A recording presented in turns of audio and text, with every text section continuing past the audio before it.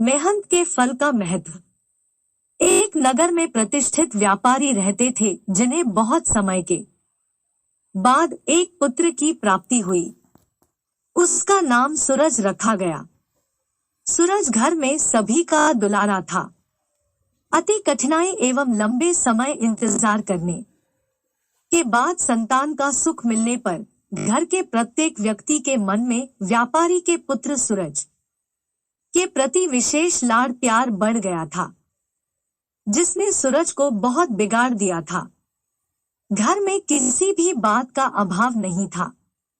सूरज की मांग से पहले ही उसकी सभी इच्छाएं पूरी कर दी जाती थी। शायद इसी के कारण सूरज को ना सुनने की आदत पड़ गई थी और ना ही मेहनत के महत्व का आभास था। सूरज ने जीवन में कभी भी किसी चीज का अभाव नहीं देखा था, इसलिए उसका नजरिया जीवन के प्रति बहुत अलग था। और वही व्यापारी ने कड़ी मेहनत से अपना व्यापार बनाया था। ढलती उम्र के साथ व्यापारी को अपने कारोबार के प्रति चिंता होने लगी थी।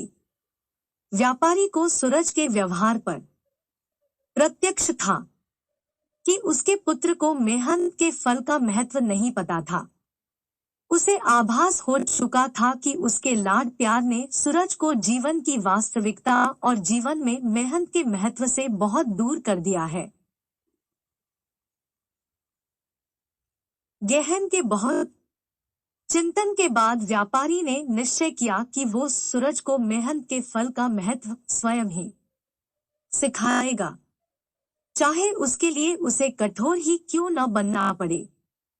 व्यापारी ने सूरज को अपने पास बुलाया और बहुत ही तीखे स्वर में उससे बोला। उसने कहा कि तुम्हारा मेरे परिवार से कोई अस्तित्व नहीं है, तुमने मेरे कारोबार में कोई योगदान नहीं दिया और इसलिए मैं चाहता हूँ कि तुम अभी से अपनी मेहनत से धन कमाओ, तभी तुम्हें तुम्हारे धन के मुताबिक 2 वक्त का खाना दिया जाएगा। यह सुनकर सूरज को ज्यादा कोई फर्क नहीं पड़ा। उसने उसे क्षण भर के लिए गुस्सा समझ लिया, लेकिन व्यापारी ने भी ठान रखी थी। उसने घर के सभी सदस्यों को आदेश दिया कि कोई सूरज की मदद नहीं करेगा और ना ही उसे बिना धन के भोजन दिया जाएगा। सूरज से सभी बहुत प्यार करते थे, जिसका उसने बहुत फायदा उठाया।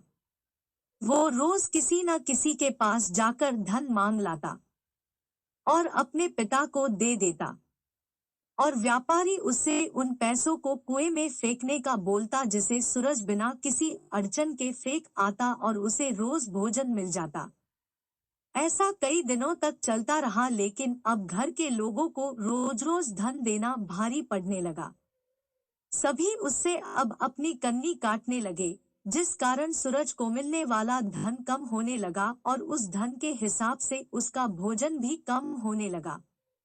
एक दिन सूरज को किसी ने धन नहीं दिया और उसे अपनी भूख को शांत करने के लिए गांव में जाकर कार्य करना पड़ा। उस दिन वो बहुत देर से थका हारा व्यापारी के पास पहुंचा और धन देकर भोजन मांगा। रोज के अनुसार व्यापारी ने उसे वो धन कुएं में फेंकने का आदेश दिया, जिसे इस बार सूरज सहजता से स्वीकार नहीं कर पाया और उसने पलटकर जवाब दिया, पिताजी, मैं इतनी मेहनत करके पसीना बहाकर इस धन को लाया हूँ और आपने मुझे एक क्षण में इसे कुएं में फेंक देने को कह दिया। यह सुनकर व्यापारी समझ गया कि आज सूरज को मेहनत के फल का महत्व समझ में आ गया है। व्यापारी भली भांति जानता था कि उसके परिवार वाले सूरज की मदद कर रहे हैं, तभी सूरज इतनी आसानी से धन कुएं में डाल आता था, लेकिन उसे पता था एक न एक दिन सभी परिवारजन सूरज से कन्नी काट ही लेंगे। उस दिन सूरज के पास कोई विकल्प शेष नहीं होगा। व्यापारी ने सूरज को गले लगा लिया और अपना सारा कारोबार उसे सौंप दिया। शिक्षा।